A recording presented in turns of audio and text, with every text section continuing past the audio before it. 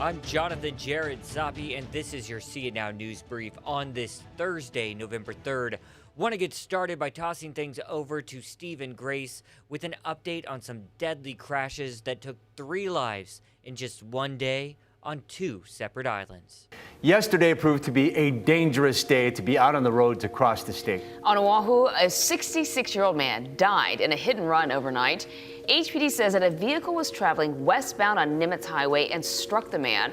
We're told he may have been crossing the street or walking in the roadway.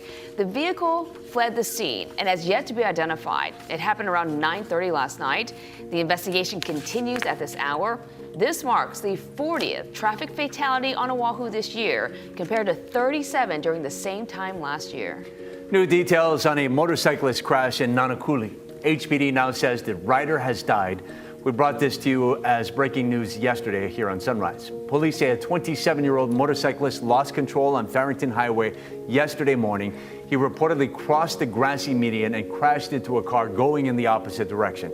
They say the motorcyclist had been speeding. On Maui, a Lahaina man died in a single car crash this was early yesterday morning. Police say he was driving on Lahaina Bypass near Lahaina Luna Road when he lost control, crossed the double solid yellow line, and crashed into a concrete wall. He was not wearing a seatbelt.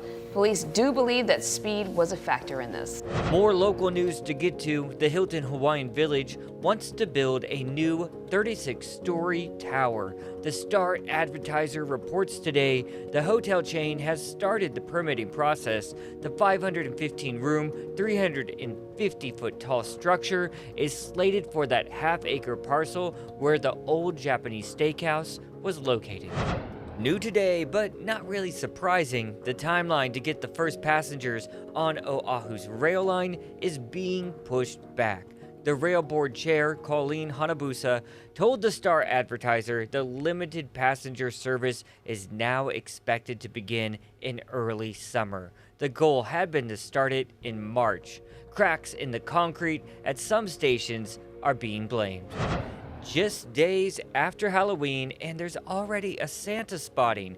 Ala Moana Center's Big Santa, that is. The 50-foot jolly figure stands tall atop the Makai parking deck overlooking Ala Moana Boulevard. It took crews about 18 hours to put the Big Santa all together. He's made out of fiberglass and nearly 2,000 pounds of resin.